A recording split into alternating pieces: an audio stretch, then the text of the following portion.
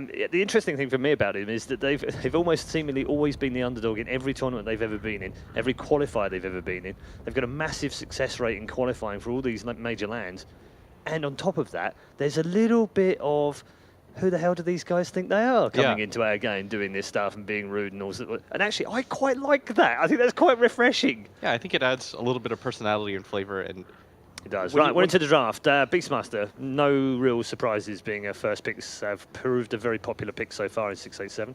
Yeah, one of the most popular so far. He saw some minor nerfs, but what he gives you, what he gives you is so strong. The Necro 3 plus Roar kills pretty much anybody around that 18-minute mark. Nobody can survive against that. The mana burn being quite effective too. On the flip side, everybody has been favoring Doom. I don't think there's a team here that can't play it. Pretty much picked or banned every game.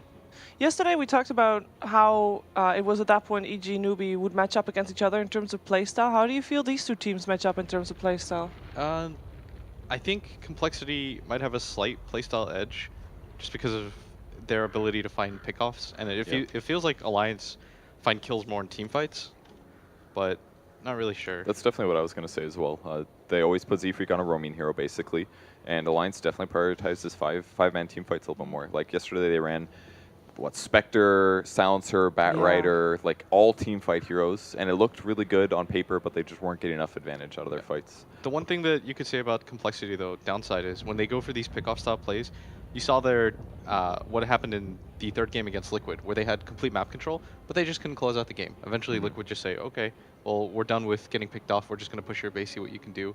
Game just kind of ends in Liquid's favor almost immediately. But something weird about these teams, Paul, is I feel like Complexity might be the slightly better team, like imperceptible.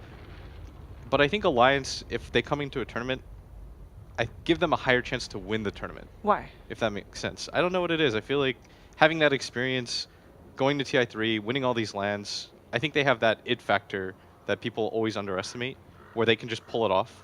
Where they can adapt and learn and build? Yeah, whereas Complexity feel just like a solid team.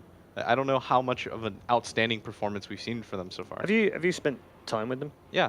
Okay, one of the things that strikes me most about them is that burning desire to prove people wrong. Yeah. And I think that also plays into account. Yeah, I agree with you on the Alliance side, but I also think the hunger and desire is probably greater from Complexity than it is of any other team right now. Maybe save Team Liquid, who definitely want to win a LAN, right? Yeah. Did you Paul, what did you do to Alliance? I'm just saying, I already caught this morning anyway. We already discussed it off camera. It was already going to happen. Paul's the new Sheever. Oh, God. It happened. Okay, so you go for Jakiro. Why pick it up second? Yeah, that's why I'm a bit weirded out right now. Like, that's the sort of thing you leave till the end of the draft, guys. What are you doing? How about that? Yeah, that is a lot of pushing, and it's quite a bit of team fight. And it leaves your draft open more than anything. If you want to see what the third and fourth pick are from Complexity. And it's kind of a cool combo now. Like, Jakiro's cast range on Macro Power is way longer. It doesn't matter how many items you have. You can be anywhere close to the fight, and you're going to be able to put that down where the Roar is, and that's going to put out a lot of damage. And it stays there for a long time. Like, there are times on certain parts of the map where Jakiro is the most OP support, genuinely. If you get somebody in a long corridor, and they're kind of caught there, and they have to stay there. So there's some ways that Jakiro is very, very good. I've casted. How triggered are you right now? I've casted 13 Jakiro games. And I'm sure they lost all of them. But yes. Yeah, I'm saying there's some value about Jakiro. It's just there's definitely better heroes in almost all situations. Yeah. You got to see the rest of the draft first. I'm more than willing to be proven wrong. That's the thing. I'm not going to say, all right, Jakiro's the worst. Is everyone aware of the Blitz curse on Jakiro? 13. Yeah. Oh, 12 games or 13 now? I think it's 13 now. It's 13 now after the one we had the other day. Yeah, Fanatics. Almost as good as Newbie. Yeah.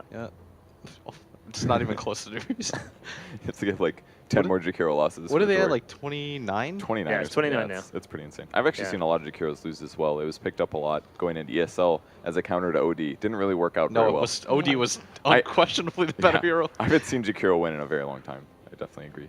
Yeah. I think that's the only change, though, is macro power, maybe some item things, but... I'm willing to be proven wrong, and I want to be. I want to see how this hero is supposed to look when it min-maxes. So I don't want anybody to think that I hate this hero. It's just haven't seen it been successful so far. Jakiro hater. But what's the best way of playing Jakiro? Well, because we've seen it played on the off lane by Ice Ice Ice. I was gonna go on. She cut me off. better? Sorry. You can do it off lane. Just the issue, and I think this is part of the thing that locks Jakiro into a box, is that you got to max out Liquid Fire so you can take towers, but then your damage is low until you're like level 10. So if you have a support like that and you're good at pushing towers, but you need to win team fights, then it gets you into this weird place. So in some ways, maybe you should be going dual breath, Liquid Fire equally, or maybe you max dual breath by 7, and then you can throw out, what is it, 450 damage or 400 damage every 5. It's 500. Is it 500? I can't remember. It's a lot of damage, I believe. It does 80 times 5. It's 400 damage every 10 seconds with your first skill in AoE, and it applies slow for 5 seconds. It's not a bad skill. It's just we don't see Jakiro be reliable. Yeah. Last time it was played, obviously, was day 1 during the wildcards. Fnatic pulled it out as a 5th pick. They played alongside a Doom, a Darkseer, a Lifestealer, and a Puck, so still some possibilities on that. But then you've got but like team fight. They faced this Void, the Veno, Night Stalker, a Tinker, and a Clinks. Sounds like Jakiro died a lot that game. It did, yeah. It died an awful lot that game. It sounded okay synergy-wise, because Puck ult, keep him in place, Macro Pyre can do damage for 7 seconds, but people, they move out of the fire. I'm really interested to see where Swindles goes now. Whether he focuses anything on that, whether it's thrown them in any way, whether they come up with something crazy or they just go standard DK. Okay, fine. Well, they're already off what they normally do since Alliance did ban Darkseer. They've been opening Darkseer in all of their drafts the whole tournament, and there's some other teams that are moving into that now. So they're already slightly different than you normally expect them to be. Maybe Doom is their alternate here, since they didn't end up getting banning Interesting that that they that Alliance banned out the Night Stalker, because that was what was murdering Jakiro in that last game for Fnatic. So Everything murders. I mean, them. everything was murdering Jakiro. I agree, but in particular, I think Dragon Knight as being a high tier mid pick is pretty cool now too. That's Radiant side, right? yeah, these three have proved very popular so far in the 687. Radiant side DK too. Is a lot better to play for people that don't know. He probably counters Jakiro. Phoenix. Probably kills a lot of What dragons. makes you favor know. Radiant's Dragon Knight over It's Dire Dragon Knight? I guess we could just talk about it. Whenever you play Radiant side versus Dire side, whenever you have those mismatches where you're going to get owned in the mid lane, you almost always want the disadvantage hero to be on Radiant side because of the way that the hill's set up and structured. A, it makes it easier to CS. B, it's a lot harder to gain. Even with the changes? Yes. Okay. The map changes? Yeah, the map changes. As a mid player, Doesn't matter that much for as a me. mid player, there's almost no hero that I prefer playing on Dire side. Fair enough. Maybe stack clears because you can stack those 2 camps a little easy, but that's the only thing I can think of. For Radiant side, you stack. Yeah, a lot but easier you for can't yourself. stack the medium and the large at the same time. You can do both on Dire side. Yeah, Usually but think supports about how that the do map that. is set up. You can do it so much easier for yourself. Yeah, it's because it's closer, right? Yeah. Yep. There's just a lot of different things that kind of play into those elements. I'm really liking the Alliance draft right now. Phoenix, Sunray, very good against strength heroes. That's almost everything that Complexity has at the moment. Doom and Lion, yeah. They don't have anybody that the Phoenix heal synergizes with just yet. But Phoenix is a great pick right now. Yeah. The Still Sunray waiting does for quite well against Dragon Knight. S4 and Loda heroes. Is this a time where Alliance picks up the Alchemist for themselves since they already got Phoenix on their side? It's pretty good in a game like this. The downside, of course, there's a lot of control on the side of Cole, and most of the time, if you're an Alchemist player, you don't want to get BKB if you can help it. Yeah. All right, I'm going to say something stupid. What about Jakiro mid versus Dragon Knight? That sounds. You don't punish enough. Sounds I like think. it's decent in the lane, but it's awful later, maybe. It You would also- kind of offset his push. No, but you also have way too much armor and regen. I think you can deal with You think it Jakiro quite well. offsets? Yeah. Okay. Plus, Dragon Knight, if you just get a kill on Jakiro, you can push the tower so easily. Goes vice versa, though. Same thing. Yeah, but So- I think it's harder for, because you're Radiant side, I think it's harder to gank that DK.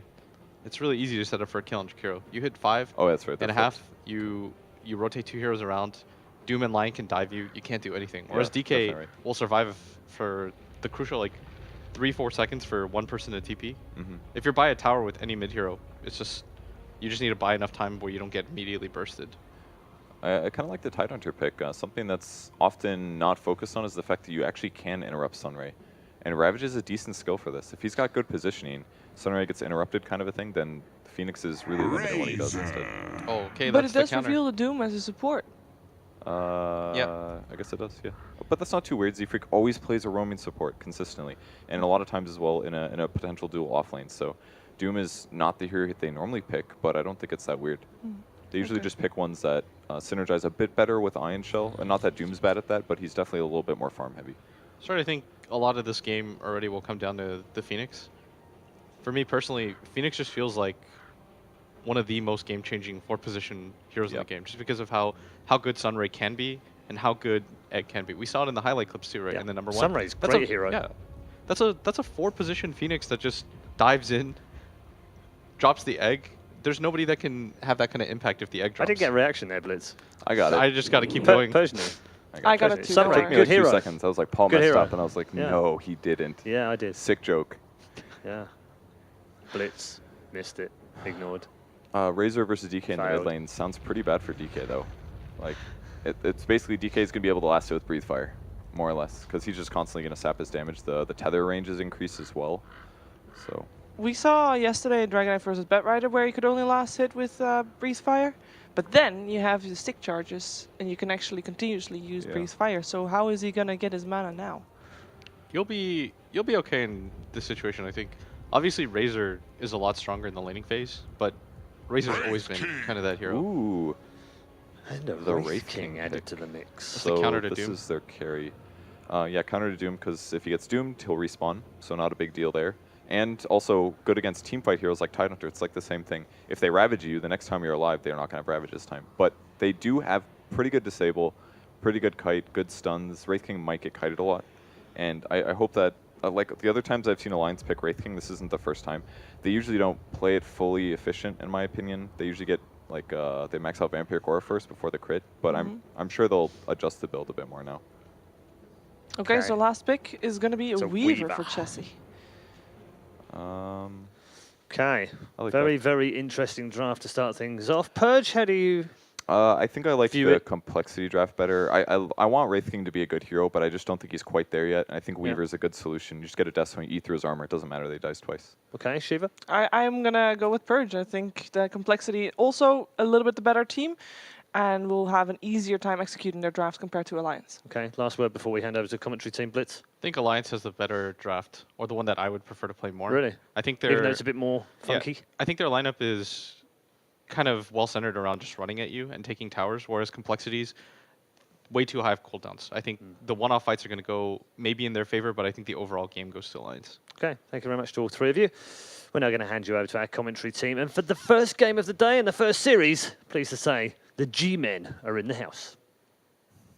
Thanks, Red Eye. I'm Gareth. Joining me, Gods, and we do have Complexity against Alliance as our first best of 3. Game number 1 coming up right here, right now. And what do you think about what the panel's saying? A couple of them thinking that Complexity have maybe the better lineup here, but Yeah, very different drafts. I like what Purge said about the Wraith King pick. When it was funny because right before they picked, I'm like, I think they're going to pick a Wraith King for Loda. But when they picked, I'm like, it's not the best hero, but it was perhaps the best hero available to Alliance that fits them, their playstyle. But it's still like you've got a Wraith King kind of scenario. So I love this little chat. No, I tweeted out earlier it's going to be the decider who's the best Swedish team. Alliance against Complexity, and they're all, speaking Swedish in chat, and then Bulldog Trump 2016 comes out and gotta throw out a few memes here and there. oh, there's Swindles, of course. He can't go through a game without a bit of back chat. Ouch. Poor guy. Interesting I smoke from hope they Alliance, though. find Swindles here. I hope Swindles walks right into them, gives up a first blood, just Did to he see what's... Oh, he did. Oh, he walked in. Oh, okay. Unfortunate. I would have loved to have seen the reply should Swindles have given up first blood there. Swindles had to be told by his teammates just then, though, the way it looked. He got pinged out by DK as well as the Weaver, saying, hey, dude, pay attention to where you're going. He was looking somewhere else on the map. And He's probably had the all chat open. It's like when you die and like, oh, I was typing in chat, guys. Come on. It's all fine. You're not allowed to kill me when I'm typing. That's not cool. But yeah, Bell, I don't think Swindle got the message that Swedes are friendly people. They don't. You're not meant to be all chatting in these games. But here we go. So EGM Jakiro, a hero that's had a lot of grief recently, especially from Blitz. Red Eye's been whispering it into our ears on the panel for the past 2 days, just going, Jakiro's going to be picked, just to try and tilt Blitz as much as you can. It's happened. Yeah, it's happened. A couple of teams, I think Fnatic tried to run it, 343 had it on day 1 in the wild card. Didn't go particularly well, but it was kind of one of those heroes where it's, we pick it, we try and push towers, low cooldown abilities, which is something Cap brought up the other day with all these kind of, extended skirmishes, starting off very early on. Macropie, is his only big spell that he has to expend, but it's all about the dual breath and the liquid fire, really. Yeah, Macropire is almost his worst spell in some weird, odd way. Yeah. This is ultimate. It continues. Loader, the smiley face, of course. See, now this is where you come back with a question mark, right? You swindles, you open up all chat. Oh, what? Oh, Hey, if that's a Valve event, you've just lost the game there. You can't. Oh my! This game is getting out of hand. Andre called in sick today. The head admin of Epicenter's not here, and this is what happens, Gareth. The team's obviously taking note and getting away with a bit of cheekiness here. A little bit of a mess already. So mid lane Razor against the Dragon Knight Razor, of course, in a static link. There's no boots on either of them. So I do wonder, bottle out for DK to try and deal with that one. Admiral Bulldog down at bottom, already taking Hanskin stunned the boar. He did the old Soshka move and didn't hit the hero, hit the boar. But up at top, Swindles right click down, Anchor Smash back, but it looks like he's gone. Had enough damage between them with Icarus Dive and, Dual Breath. Combined up with Lotus Stun. Yeah, perhaps just not expecting to have all three heroes starting up top, but Alliance, a team who don't often commit much support presence towards the mid lane to help S4, and Swindles getting caught out by that. He had a ton of HP regen on him, but ultimately if you can burst him down at level 1, it's the best time to do it before he gets points in the Kraken Shell, and they're looking to zone him from the get-go. The two Flappy Birds are just going to right-click Tidehunter out of lane. And at this point, he might aim towards that Iron Talon on the Tidehunter just to try and farm up the camp, but look at where the Dar Observer Ward is. They just going to die again? Lotus charging him. He is slowed a hell of a lot, and that burn damage is ticking lower and lower, and he's got no chance in hell. Swindles, even with a Fairy Fire, great body blocks marker, they'll hold him in place, and EGM will pick up the kill. But even if Swindles does want to move back towards the Ancients, stack them for himself, go towards the offlane large camp, Limp Screen dies. They've got that Dar Observer Ward. They did that smoke in, through, looped past into that Radiant area. And we'll see exactly what he's up to. But it's going to be a game of all chat, isn't it? Oh yeah. It's going to be non-stop. That's half the entertainment value Maybe here. 15 minutes in, hey, are you guys doing Roshan? We're really curious. Can you let us know what's going on? Oh. Yeah, the Razor versus DK matchup, not great for DK, but he should be able to at least get farmed just through Breathe Fire. And you're never really worried about dying in this mid lane to an S4 Razor, so you can even walk in for last hits here and there, or at least risk taking a bit of harass for last hits. So I think DK at least get what he needs out of this lane. Does the Z-Freak roaming Doom give anything extra to the DK? Is there killing power over on S4? Not until level 6 DK, I feel. I like to see DKs now with the way Breathe Fire works, to get 1 point in stun by level 6, so you can have a 2-1-2 build. I think that's kind of my... And the Dragon Blood recently got buffed, so you don't need as... You can get away with a few fewer points. 3-1-1? No, I like the 2-1-2. Or 3-1-1 also works okay, but I think the second point, it doubles the armor and HP regen, so... But I guess if you're talking about getting kills on Razor, you might need the 3-1-1. Maybe just want to stay alive. Yeah. Because I'm looking at these two supports from Alliance. They've spent a lot of time up at top, and EGM, he does like stacking and pulling, getting himself some golden experience, get maybe a Tranquil Soul Ring, the Arcane Boots for him, into Ether Lens or Yule Scepter, but Arche on this Phoenix, not really the greatest roaming hero, can control runes a fair amount. Stop DK from refilling his bottle up with these two up at top. That dire bottom rune is pretty far away down towards bottom, but that should be complexities, unless Admiral Bulldog wants to get in on that one. And ready to get ourselves back underway. And this Alliance safe lane, tri-lane, already bullied Swindles out of the game. Oh yeah. And that's when you're running a safe lane tri-lane, you've got it. Not many teams actually doing this. Normally you're seeing dual lanes or a jungler, so you've got to make sure you completely zone out the offlaner to really get value out of this. Bulldog stuns up. Doom will get the bounty rune. Dual boars force him back out. Yep. Nice play rotating in the line as well, with the Doom being low on HP there. And coming towards mid lane is Ake with a double damage. Has the dive. Oh, okay. But Limp's full HP. He went for a 1. He has 2 points in Dragon Blood at level 3, in fact. So going for an extra point. I don't know if that was intended because he's sitting on full HP. Normally you do this if you've been harassed down to below half, but not exactly value in terms of being able to farm with your Breathe Fire. Maybe just scared the fact he hasn't... Oh, he does have his boots now. I was wondering if he was scared that maybe if S4 gets his boots out, starts running at him, he's in a bit of trouble, but the Phoenix moves back up towards... And I'll start off again with a dive forward. They've got this DD rune still going from Arche. Loader just needs to close the gap, get the stun, and again, kill off the Tide. Swindles.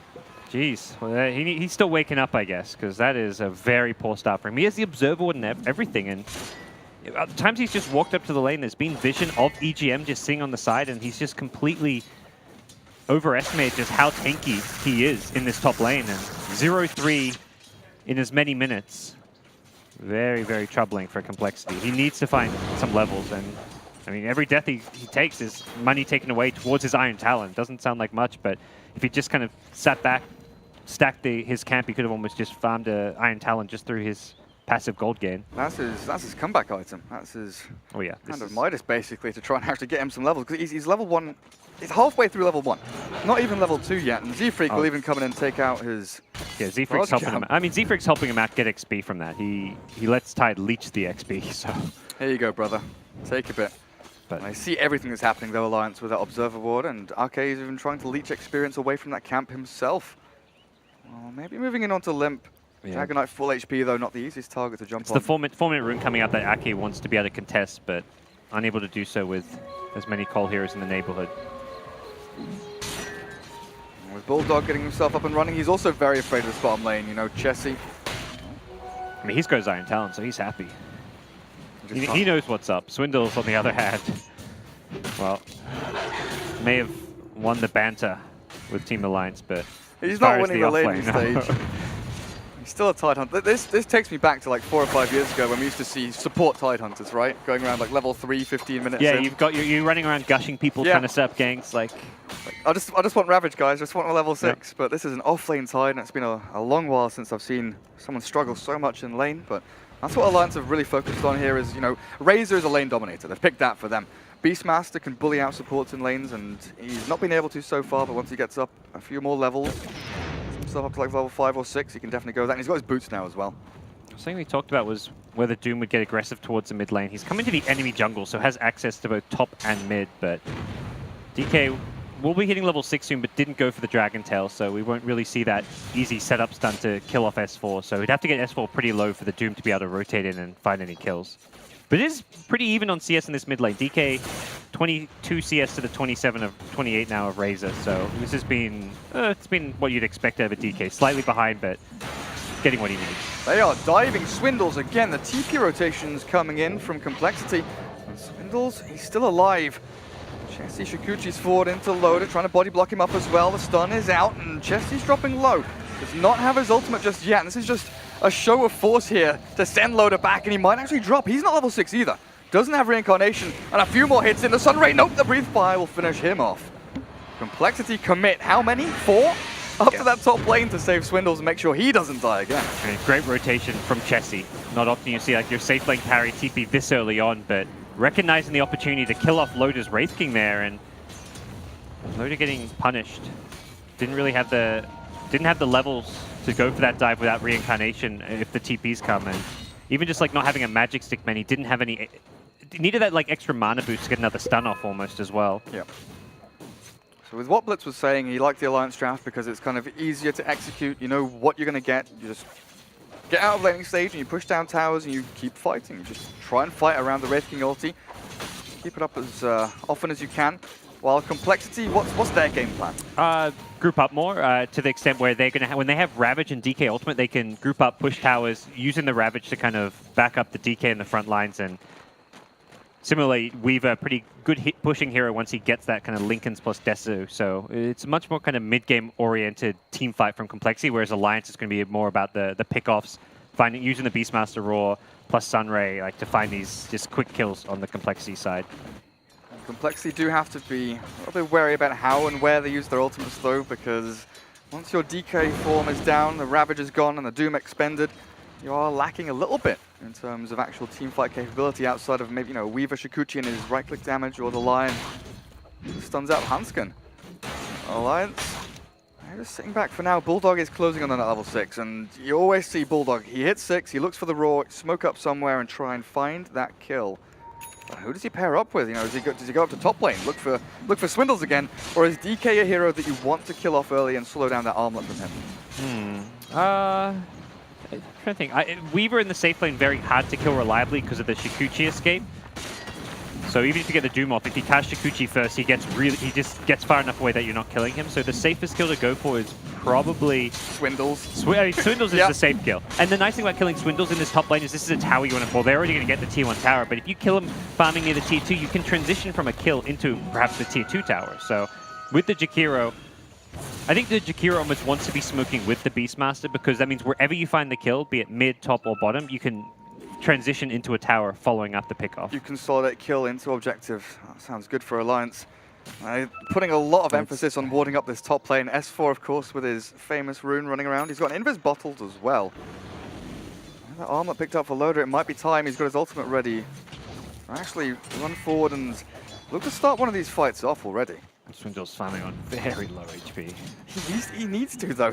Yeah. Like, at this point, you might even think to skip Iron Talon and say, screw it, I'll try and get a Tranquil Boots or an Arcanes or a Bracer. Just something to allow me to tank up and stay in these lanes a little bit longer. Yeah, he's the least farmed hero in the game. He's 100 below the line in terms of net worth, isn't he? That's a bit awkward. Yeah, I mean, Lion had some alone time. This is actually going to be a very fast level 6 on Lion. With the Weaver TP being top, he got some CS in this bottom lane, got some nice solo XP, and having this fast level 6 for Lion is going to be when Complexity likely look for their smoke rotation. Perhaps wait for Z-Freak to get level 6 himself on Doom, but having both Doom and Finger of Death this early on is easy pickoffs around the map. There is your smoke picked up by the Phoenix. Okay, he's been given some time to try and get into that Supernova as well. Geminate attack over on the Weaver is decent against that one, but if your Weaver's roared up, Supernova can definitely land on your head. Now, we used to see a lot of mech on Razor, and that could be something they used to really amplify this team fight capabilities they've got, push into these towers, but... Not a big fan of the mech anymore. Like, with the mana cost, it's a bit hard for the Razor to do that, and I think he wants to just itemize more towards being a pseudo carry. Yeah, that's what I was going to come to. Like, we used to see then S&Y was the kind of transition into that one, but then S&Y's been nerfed on ranged heroes a fair amount. Manta Star has been kind of the go-to for ranged agi carries or semi-carries, but... Maybe like a Yasha BKB build. Oh, that could be good, actually. Oh, S4, he doesn't get a bounty. That static link, the jump forward, Z-Freak and Hanskin on the high ground, and they'll turn it back around with a stun down, Doom onto S4, and Chessie arrives. Weaver suddenly in the party, and a Finger of Death back on. We'll take down 2, and Complexity, great reactions here coming into the team fight, while EGM, he's left alone to his own devices. Swindle says, you know what, you bullied me out of lane, give me this kill, lads, let me take it, but Limp will secure it up and get himself closer to that armlet, but Swindle's going to be super happy with that now, halfway through level 5, closing in on 6, and he's got his Iron Talon. It was a risky time for Alliance to go for that smoke move because Complexity themselves had just hit level 6 on Doom and Lion, so they're going to be looking to fight and take that engagement. Even though Tide's in catch-up mode, they don't need the Tide to fight with them. Tide just comes in for that little bit of XP and farm at the end, but the fight's just won off of the Doom and the Lion Finger. They take out Razor with the Doom, Phoenix with the Finger, and from there it's just a very one-sided, Complexity-favored engagement. Even Chessie rotating in to make sure things go okay. And that's what I really like about that rotation there. Complexity brought all 5 heroes, recognizing that this is like that key post-laning stage fight that's really going to decide how things happen for the next 5-10 minutes. Most certainly. And I didn't have their Wraith King or their Beastmaster for Alliance, and that's why Bulldog now, he's smoked up through into the Radiant jungle with a Hawk. Had vision over onto Chessie, but S4 wasn't in a position, he couldn't run past the creep wave and give away the positioning of the Beastmaster to actually jump onto the Weaver. Look for the tier 1 instead. They've forced these heroes off of lanes and Complexity, like you said, they're going to be grouping up now. Yeah. They've got the Ravage, they've got these ultimates available. Alliance, sure, you go and push our tier 1 bot. We're going to push tier 1 mid, we'll move up through your jungle, ward up, get your tier 1 top as well, and we'll get the better trade out of this one. Yeah, in some ways, how they're going to play around like the raids and stuff is going to be like kind of what like Liquid used to do with Fat on the raids. It's going to be much more kind of farm heavy, looking to avoid fights to some extent, try and transition S4 into a late game carry, but the question is how much the Complexity get out of you playing kind of defensively and farm-centric, because they can take objectives very well using the DK ultimate. They've already got that back up. The Doom's up in 5 seconds, Finger of Death in 40, so they're going to likely punish Alliance if they play too defensively. Oh, nice by Limp. They've got that Obs Ward in that new spot over in the Dire Jungle. They see the Hawk flying over and he just breathes it down. Now, looking at bottom lane though, Alliance, they didn't stop. They continued going on to tier 2 down here, so the TPs have to come back out from Complexity to stop this one. Tome of Knowledge for Phoenix pops up. Goes to 6. Actually will hit it from that. So as far as you've got Weaver good at killing the Phoenix Ed with the Gemini attack. Other than that, though, none of the other heroes particularly good Phoenix counters. DK with an armlet hits at a decent rate, assuming he hasn't been hit by the Fire Spirit. Oh, look at that complexity scan to see where Alliance are. In their jungle, Alliance scan ahead of their smoke to see if there's any call heroes around. But neither of them are going to see anything. The trouble is complexity maybe a little bit earlier. If they waited 5, 6, 7 seconds for that scan, they would have seen the 3 heroes from Alliance actually moving through, encroaching into this area. And I like this from Alliance. They're not just sitting back and trying to entirely farm. Recognizing that complexity, are just going to try and team fight them down. He's caught with the Roar. I mean, with the Sun Ray, they've got a lot of damage. TP's coming through from complexity. Zephyrix lasting through this a fair amount. Yeah. The Alliance are just saying, screw it, let's go push towers, apply pressure to complexity, but not do so, like let's just group up as 5 and head on, take them with the Ravage, but they make sure they get a pick off first. So it's pick off, then transition to tower. That's what their lineup does so well with the Jakiro and Beastmaster. You find a pick off with the Roar, and then suddenly you've got this 5v4 scenario where you're going to break buildings incredibly fast because of the liquid fire. What about Roshan then? Is that something Alliance think about? Like if they get 2 or 3 kills, they go back to Roshan, or is it just mainly about towers and farming up the Wraith King and Razor until a point where they're unkillable with the Sunray? Now that they've taken the tier 1 tower in mid, it means it's a lot harder for Complexity to quickly get to the Roche area, so a pickoff can easily lead into Roche, and they haven't got the best Roche lineup until they get a few items. Like they want to have level 4 liquid fire as well as like a Necro book. They've got Necro 1 on Bulldog. Yeah, I think at this stage with a pickoff they can easily take Roshan, or if they like force Complexity towards like defending the top lane, for example. So we'll see what the next move's going to be. Loda in range of this sentry. Oh, can they see him up there? Well, yeah, Swindles. they do. They see him. I know exactly what's going on. But they also don't want to initiate on Loda. He's got Reincarnation, Armlet. If you don't want to throw too many spells on him. Start things off on the Tide. They'll turn back though. Sunray keeps Loda alive, and they're actually soaking up a lot of damage onto him. The Ravage turns back again, and Chessie, Shikuchi's through. Finish off Jakiro, look for the ones on the back end as well. He's still got his ultimate, the time lapse out, and Bulldog dropping solo. Throws the Wild Axes, the Supernova's good, they finish off the Beastmaster. But the egg dropping, Chessie finds the kill back with that. Loda still has his ultimate, but he's a Wraith King. He's taken out the first time, and S4's doomed up. He's got to try and get himself back into this, and Lift drop in, but the armor toggle gets himself to a decent amount of HP, but Hanska doesn't land that stun, and Swindles will forfeit his life once more. The question is, can Chessie get himself away in the back? Loda was chasing the DK, but it's the Weaver. Not quite hit by the plasma field. Has a TP. Looks like he'll be able to retreat back to Fountain as well. Yeah, not the best timed egg coming out from Ake, able to be dealt with by Complexity, and then like after the fight ended up split up, it was just easy for the Dragon Knight to continually armlet toggle while fighting the Wraith King, so they couldn't bring down the DK. The Weaver managing to just maneuver around the fight as well, so ends up being a somewhat even fight, despite Alliance kind of having the edge when they initiate in. They're the ones who start things, but it ends up at least being an acceptable result from the side of Complexity, although they don't take this tier 1 mid tower. Alliance have got a lot of good ways of dealing with that armlet, don't they? Sunray, Supernova, Necro Books, the Liquid Fire and Dual Breath, like you were saying as well. It's definitely decent, but like you need those heroes to be alive, I guess, and that's where Complexity did a good job not over-committing onto the Wraith King. He starts the fight, but they immediately switch their attention to the Jakiro of EGM. After that, they go for Bulldog on the Beastmaster. They pretty much spent the entire fight ignoring Loda, and like you want to get that Reincarnation popping early on. That's a big slow to apply to the entire Complexity team, but he doesn't die with the Reincarnation until like 2/3 of the way through that team fight. At the very least, they'll get their Roshan and a Blade Mail for Loda. Has just been picked up, giving S4 that Aegis the Immortal. Have we seen what he's picked up? He's got himself a Sand, so S and Y. Halberd isn't really a big item for anyone right now, except maybe a Huskar, so S and Y is the likely choice here for S4.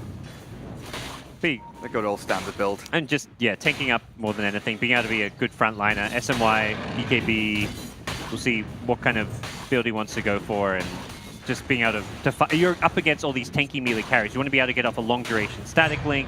You want to be able to just not melt in the presence of like the Dragon Knight ultimate, the Doom, the Weaver. You can just be a frontline tank in a lot of ways. So Swindles, 0-4 in lane, had a pretty trash start. He is now pretty much the same experience, the same level as the Wraith King, the one-roll Wraith King. Good. He's in a alright position. He's Farm-wise, he's not comparing. He's got a 4-staff done. Yeah, Finished that one off. it was all the ancient stack, which I guess, I'm not sure who was stacking that with those Swindles himself, but gets like a quad stack or a 5 stack. And now he's in a much, much better position. The Force Staff, a very useful item against the Razor and even the Phoenix. I mean, against all these heroes. You can force away like the raw target, Yep. get people out of danger and all that. Get him out of Static Link, get away from just the Phoenix Sunray. Wraith King, a hero you want to kite around as well, so very good item this game, and I do like that he's going for the Force Staff over the Blink Dagger, at least initially.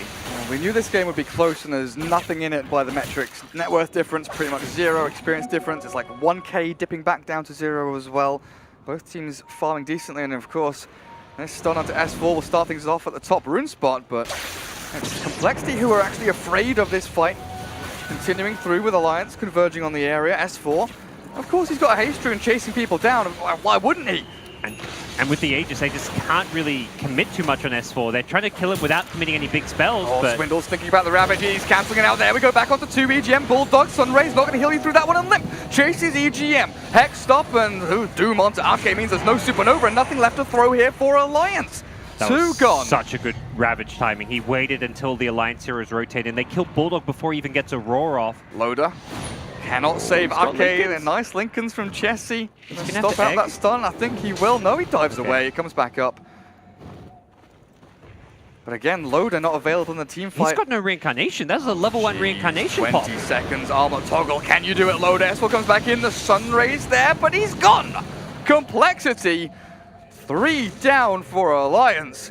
And their team fight ultimate's paying off dividends there. Swindles, I mean, you can point towards his bad stats, say what you want about it, but he makes up for it in spades there with that Ravage. And the follow-up from Complexity is just punish after punish onto the Alliance side. Animation cancelling 4 or 5 times. Like, yeah, come on, Alliance. Yeah. You know, I've got Ravage. Let's do a little bit of a dance. A lot of teams there would have just like either panic retreated from S4 and just not re-engaged, or they would have just overcommitted to kill S4 once. Like if they A throw, finger or something like that. if they use like a DK stun, Impale Finger, yeah, they kill the Aegis, but they lose the subsequent fight. But they just held on to as many spells as possible. They just kind of chipped away at him. They threw a Gush, they threw an Impale, but they don't throw any of their big ultimates until the rest of Alliance is there and they know what they're getting into, and they make sure they hit that good Ravage. We now have a Blink over on Admiral Bulldog. Necro 1 into Blink. We've seen a lot of players go like Necro 2 into Blink instead of actually finishing off Necro 3, but he feels he needs that added extra initiation, not just the smoke into Roar or something like that, because the fact Loader doesn't have a Blink dagger himself, he is just a frontliner. He wants to walk into the fight, try and bait out spells. Oh, this is a pick-off item here for Bulldog, and well, if they can sit behind S4 and EGM as they pummel into Tier 2, forcing Complexity maybe to walk into a battle while their ultimates are down. I've got a Blink on Limp though, equally as good at initiating back into Alliance, and Hansken, he's seen by the Star Observer Ward, he has a TP scroll, but Alliance knows the line isn't here. Yeah, they've been mid late. They're going to go in. Swindles 4 staffs away, looks like it's okay. That Macro Pyre, that's a it's a long ass spell. That range, half the map away. Not the scariest of spells, though. It tickles you. It's big and long, but doesn't pack a punch. That's what she said. Oh dear. It's early in the morning, Gareth. Come on. See, I set it up. Oh god, we missed a kill now. Well, at least I did. right. I hope Wepas caught that Yeah, one. Wepas is good. He's busy laughing at you. Bulldog finds a kill on Hansken up at top. Weapons is here to keep this cast on track. He's carrying us. Just like Chess, he's carrying Complexity now, nearly with the death. Has he finished Deathly? No, he's got the Mithril Hammer, 200 gold. Dragon Form is popped for the Tier 1 mid. They tried this earlier in Alliance. They came at them in full force to try and defend it, but it looks like even with the glyph, they're going to let this one go, and Swindles just runs. Look at him! Not a care in the world. He wants to gush the Phoenix. He's by a Tier 2. He anchor smashes the creep wave, but he runs in. He wants to fight. He wants Alliance to fight into them. Well, Complexity forcing things here in the mid lane, have all their ultimates up. Lion's still a long ways away. And that's something which Alliance perhaps not wary of, could use to their advantage, but let's be very careful how they approach these fights. Lion going for a max mana drain build, has 3 points for now, but that means Loader has to be a little bit wary of losing his mana and being unable to get off the reincarnation in these fights. Do they have Arcanes? They do one over an EGM. Yeah, so they have Arcanes. He has one, so assuming he's not disabled, he can one right before he dies, but often the play is you mana drain him while disabling him or dooming him, and then you can actually kill him off. Make sure he doesn't get that ultimate out. Oh, Alliance, where are you heading? looking through into this Radiant jungle for a pick, but it looks like it might be Hansken who tanks the gank. He's 200 gold away from Blink as well. A scan. They're going to see him. Nice Nice use of the scan. Oh, that's actually pretty nice. I guess they know he's moved off the lane and they want to know exactly where he's heading, but simple kill, simple pick off there, and he moves back down to 1,700 gold, 500 now away from the Blink, and that's a little bit unfortunate for him, but It's not too no big a deal. Space created. You got farming elsewhere on the map. When your Lion's tanking a smoke gank, you're not too worried. But Alliance at least in a position to get that pick, and then they're not going to be able to break high ground here, but they can force Complexity back, because Complexity want to be farming the mid lane, the top lane, the enemy jungle, but they're going to be forced to bring everyone back to defend now. there's no glyph. They could get this tier 3 down to like half HP. Yes, they can get some good damage off. Potentially kill it. Look at it. The Necro 2's up. There's half HP done to the tower now, and Swindles returns with his Ravage ready, of course. Don't want to be walking into the big man himself, and Alliance. They go back to defend their own tier 2. Chessie is left alone to farm, and he's got his Desolator money now pretty much. Like Kind of a 50 gold game of ping pong where Alliance is like, we're going to find a pick, force you to TP back, and then as soon as they do, Alliance is like, okay, we force them to TP back, now we go back and farm. Run away from your ultimates, and we'll go do something elsewhere. They're going to jump in on Limp at bottom. DK, oh god, look at that. Mega kill streak gone. RK with that level 4 Sunray, with no buyback on your DK. Is this a high ground push here from Alliance? They're going to run into Swindles as well with a stun forward. Nice 4 staff away, preempting that. Good news is Weaver has Desolated for the upcoming fight, so his damage output will get increased by a significant margin now. And the control that Alliance have got, they've got to try and pop it with what, like Static Link or the Wraith King stun before roaring him. And it's just not that easy. They don't have 4 staffs or orchids or anything in along those lines to actually get through the Lincoln Sphere. So it doesn't look like... We'll see Alliance probably just chip at this tower, but not sure if they can really threaten to truly take Rax. They've got a Hawk, they know, they've got vision. Swindle jumped on, he's going to try and pop his Ravage soon. No, he forced that away, he gets himself out with the stick as well. Unloader, mana drain through, he stick charges himself. There's mana for ability here if he needs it. They just need a little bit more. Just barely had the mana. To get it away from him. Loader, Reincarnation has been expended. This might be a signal for Alliance to actually retreat and just give up on his tier 3. They did use Ravage, but I think similar on the Alliance side, the trade for Reincarnation means they can't easily push high ground. There's no BKB or anything, so Loader doesn't want to go blinking in to initiate when you can just die to the Lion, the Doom. And they will back off. Level 4 mana drain's pretty good. I was 5 second, 4 seconds cooldown. Yeah. Insane stuff. We used to see it a lot against Medusa back a year and a half ago. Just pick up the Lion, get that Medusa mana drain out, but Wraith King equally reliant on that mana pool for himself as he farms through Ancients and Alliance to bide their time a touch. And the next big timing for Alliance is going to be when they get the BKBs on Loader as well as S4. And imagine Loader's next item needs to be a BKB just so he can fight into the Ravage and, well, the mana drain of the Lion. Yeah. And S4's already on his way towards that one. Now with support Phoenixes over the past couple of weeks, we've seen Fly get his Hand of Midas by 15-16 minutes and actually progress in items, get Lincoln Spheres, get Hexes, get Shiver's Guard, hell, even just a Yule Scepter if you need it. But RK, forever the 5-roll hard support, Tranquil Boots, Observerboards, Dust and Wand. He's not going to get too much else out of this game, I don't think. Well, EGM, that's the trade-off, right? You've got a Jakiro with full Guardian Greaves. Which is kind of significant to note, because that level 2 ultimate is a big upgrade on Phoenix. Going from 5 to 8 attacks to destroy the Supernova makes a big difference for the way you can approach a team fight. So he's going to have to keep buying those tomes of experience, but even that alone won't get him to level 11 before, like, I don't imagine during this Aegis Hammer they're going to have a level 11 Phoenix. What's yet now? Barely level 9. Dear Lord. There's a smoked up Complexity side. I wonder if they're actually thinking about fighting into the Aegis. No Ravage available. It seems like a very odd play to make. I think there was, like, they smoked up from sort of around their Ancients area, and I don't know where they were looking to head to. They're hoping Alliance is kind of split up and they can find a easy free pickoff, but the Hawks are about to scout them out, and yeah, this could actually go really bad for Cole. Hansken jump forward, and Limp thinks about the Dragon Tail as well with his Blink Dagger. He's got his BKB as that kind of failsafe, the backup plan for him.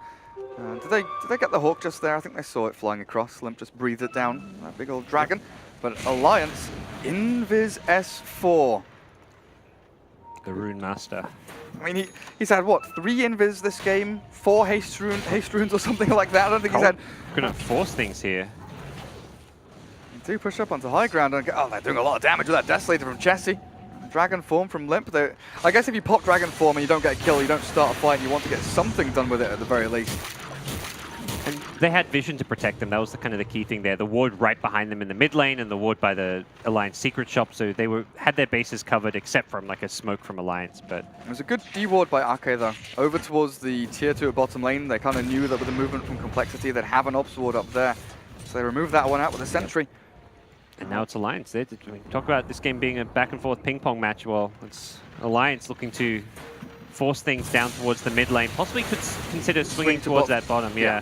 It's already nice and low. And yeah, that's exactly the move they're going to make. Glyph is available. And Cole may be forced to pop this one very soon. They are indeed. I'm not sure it's going to save this tier 3. The TP comes back from Limp. Killed off the tower though, and with the Sunray, Loda not taking a lot of damage. Jesse's stunned up, down towards the back end of the fight, and Swindle's considering forcing himself into this one, but it's just a little bit of back and forth. The racks are falling at the EGM.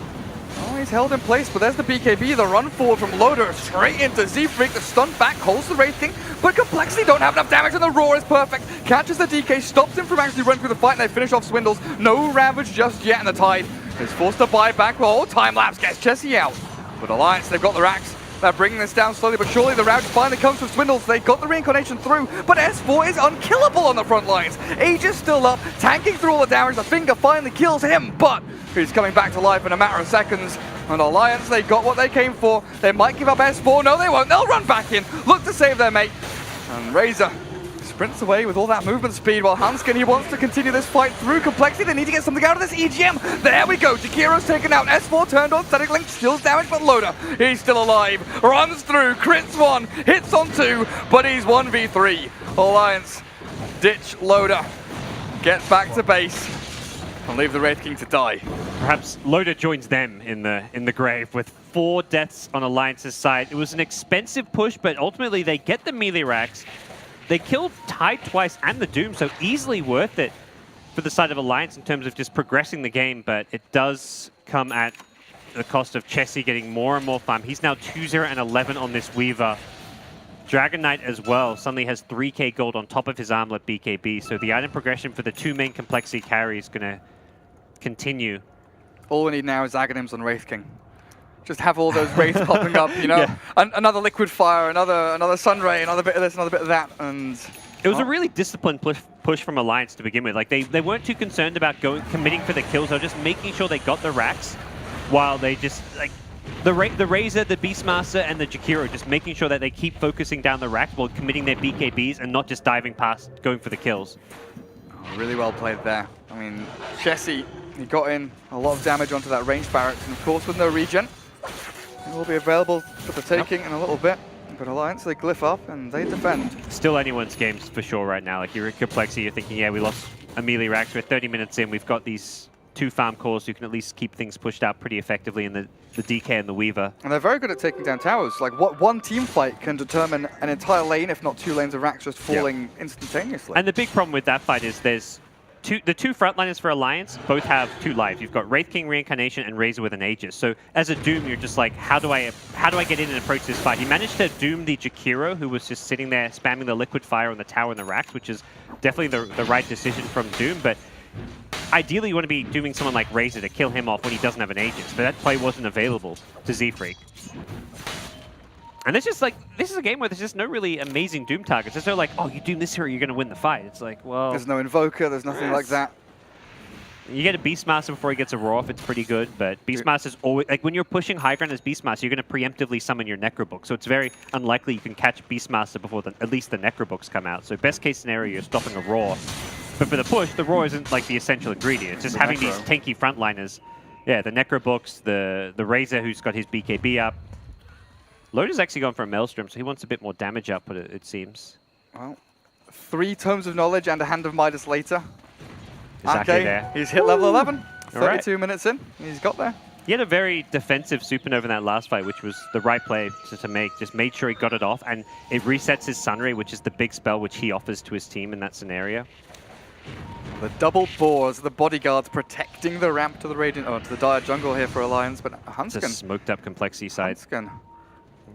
You've been spotted, my friend. They still go on to EGM they and got Bulldog in too. the back as well, but the stun is not going to be enough until the Ravage comes through, and Bulldog dropping low, but he's not dead just yet. Turns for the Roar. Swindles is caught, and S4, he's battling through this with Loader on the front lines. The Supernova again very deep in the fight, defensive from Arke, stopping the push up forward, but Alliance lost 2, and they didn't get anything in return, God. They've got no buybacks as well. They commit the Supernova. That's really bad for Alliance now with their high ground defense. There isn't much sustain here to heal up Swindles, but the key heroes, Chessie and Limp, both very healthy as they break That's a lane the to Alliance Rax. high ground. I mean, Fiery Spirits, they're going to piss Complexity off a little bit. You know, that attack speed slow is annoying. Is Limp scared about pushing high ground against the Wraith King, though? Because he does still have Reincarnation. Loader could potentially go in 1v5, use the ultimate, and buy time for Alliance They can to ignore actually Loader respawn. as well and just hit the buildings. That's very true. But Limp cannot ignore Sunray. Jeez. And they lost their creep wave. It looks like Alliance will hold the melee racks, which is the important thing to note. And meanwhile, bottom lane, it looks like Cole lost their range racks, so it was kind of a range racks for a range racks. Ultimately, Alliance would be happy not to have lost anything more there. And that was with Weaver having did he have the Heart of Tarrasque, or he just picked that one it up? up. Okay, I feel like if he had the Heart of Tarrasque, he could have just gone Commit high for ground, ignored the Alliance heroes, and just committed to the melee barracks. But didn't quite have the survivability he needs, and well, Alliance will push things right back the way of Complexity. Shivers guard there for Swindles. S4 and EGM there, the two guys not within the smoke from Alliance. As they do sit behind the two trying to push into these towers, but Complexity, they're perfectly ready for this. Already sitting up on their high ground, and Chessie is preemptively pushed out bottom lane to make sure there are no nasty little creep waves coming in. What's the vision like for both of these sides, though?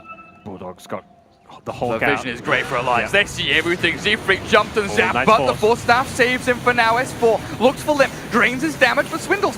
There's no Ravage. 30 seconds until that comes back off cooldown to kill off Lion, but the Supernova again very deep from Arcane, not really accomplishing too much. Limp tries to turn to stun, but S4, he is tanky as all hell. They run through this, Z-Freak's gone. The Sunray keeps Alliance alive, and they just keep on pushing through. Complexity on the back foot. And they have to sit behind their tier 3 as Alliance force yet another buyback. They might even look towards the Roshan pit in a while. Complexity, they want vengeance. They're not done with this. EGM, is he going to be the sacrificial lamb here? Yeah, he walks back in towards Complexity, make sure that they can't go from him to a secondary target, give up his life. And Complexity will have to be happy and satisfied with that one kill, while Alliance do retreat, scout out Roshan, and reset. Those two buybacks are very costly for Complexity. When you commit those buybacks, you're really hoping to get those pickoffs and catch a couple heroes on the retreat. You've got two Blink Initiators in the DK and the Lion, but they weren't able to stop the TP of the Huntskin. Beastmaster. 1, 2, 3, the crits! Wow. Loader says goodnight to the Lion. Damage Z-Freak, output. time to run. They wanted to sneak the Roshan, but Alliance keep on chasing Loader up the one-man ramp. Kills off the little bug. That should be Aegis and Cheese for Team Alliance. I think Cole may just have to force this here. They've got Ravage, and giving Alliance Cheese and Aegis after you've just committed multiple buybacks is definitely not what they had in mind. they're not fast enough. Swindles is miles away. Scouted out. Can Weaver get in there in time? He could go for the sneak. Shinkuchi runs in, he tries it, the roll back, they pop the lickers as well! Chessie dropping low, they need a few more hits and he's gone! There's no time lapse back! They'll chase out Z-Freak as well, there's no buybacks here from Complexity, he's stunned so he can't TP, and the Doom destroyed! Oh, don't worry. Weaver stole Loader's wand. It's all worth it. Oh, did he? Oh no! I mean, Alliance were just ready for it. They summoned the Necro Books. They had vision of the Weaver. They make sure they burst him down, and it was just an all-in. I think it's the kind of all-in play Complexity had to make, but Tide was just too far away. He wasn't in position to get there for the Ravage, and this stage, Alliance with Aegis, Cheese, Reincarnation, they will be breaking the Complexity high ground most likely. We knew this would be pretty close game, 17-17, but it seems to have been Alliance always with the strategy and the plan to go forward, and they've done what they've wanted all game long, while Complexity have been the ones that have really had to react to what Alliance have been doing. Alliance is just, I mean, it's the fact that lineup has always got the threat to take towers, to push high ground. It's been Alliance who've been able to kind of control the tempo, dictate play, force Complexity to TP back, and They're going tier 4s. At least S4 is. yeah, there's a tier 2 tower top, so at least get some good damage off. They don't have to fully commit to this. He's got Aegis on S4, Yep. and a Sunray behind him. Well, good luck doing damage to that lad, Swindles. course, holding on to the Ravage, but EGM, oh, you poor little guy. Twin-headed dragon, again, going to be a little kill off. Okay, do they have a stun to stop him? They've got a Hex from Lion. So they'll get 2 there. That's the 2 supports and not a big kill or anything like that for Complexity to call their own. Yeah, it's Complexity posturing to almost just push down this middle lane, but again, it feels like there's always just like 1 or 2 heroes missing. You've got Tide still pushing out bottom. In previous fights, sometimes it's been Lion who's not there. It just seems Complexity unable to ever get things kind of all synced up across their entire lineup and take the fight to Alliance. You know when you pick up an enemy item, right? And it's the big, you know, F you to just destroy it or deny it. Yep. Chessie is holding on to Loda's wand. It's a memento, you know? It's one of those little things. If they win this game, you know... A reminder of how bad this game's going currently, perhaps. Oh, magic wand and stash. Maybe he's going to use it as a peace offering for later. When Alliance come to push, it's like, hey, please don't I'll give you kill our your wand back, ancient. Loda. I know how much it means to you. Yep. It's going to be the BKB now. He finished off as Mjolnir over on the Wraith King, and he's got another Mithril Hammer, so it looks like BKB anyway.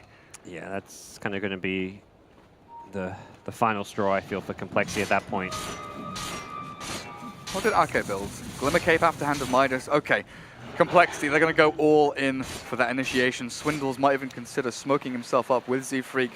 Yeah. Trying some kind of wrap. Yeah, they're drawing on the map to try and wrap around to defend the tier 2 at top. It's a last-ditch effort. And only now do we see the Blink Dagger picked up for Swindles. I feel like this item needed to come up early. The 4-star rush good. was fine for me, but I think the Blink should have come afterwards because we've seen a few fights where Swindles was just couldn't get into the perfect position for a Ravage, was a little bit late, wasn't there to like join up with his team immediately. Like that Roche fight, he was just that little bit too far away. With a Blink Dagger, he can just get there a little bit quicker, get that better Ravage off, get the jump on Alliance. When you've got BKBs, you want to like blink Ravage like right on top of a hero before they can get the BKB off, but he doesn't even That's a have good point. the ability to make that play. So They'd love to try and kill off S4. You know, we've seen Dooms onto S4 to try and stop him BKBing. But if you blink into melee range of the S4 Razor and then just instantly Ravage, you'll get him before the BKB. And then 9 times out of 10. Finger of Death, the Dragon Yep. Tail, just try and chain stun him up. It's definitely and Alliance don't have that great now with the Glimmer Cape on Phoenix. Perhaps they can save against that. They've also got the Sunray, but if you throw enough spells, you will be able to kill S4 at the start of the fight. But Throw spells and see what sticks. well, he's got Aegis. They're pushing high ground. Well, they're pushing for the tier 2, then high ground. But How long does that last, actually? 3 minutes? Another 2 minutes? yeah, another 2 minutes. And Oh. I mean, Complexity were drawing lines as if they want to catch Alliance by surprise at this tier 2 tower. But there's a dire ward spotting out Complexity's position as we speak. So very likely that's not a play that's going to work. Z-Freak's smoke has been scouted. So I imagine Alliance right now is even just telling each other like, okay, be ready for the smoke. They're likely going to try flank us, be it at the high ground push or at this tier 2. There have been some really good observables from Alliance this game, and you know, you look back to pre-Shanghai Major, at Shanghai Major, and a lot of They're their smoking under the ward, yep. Oh god, that's the thing. A lot of their wards do not get countered. I think that they were one of the teams with the fewest countered wards at Shanghai Major.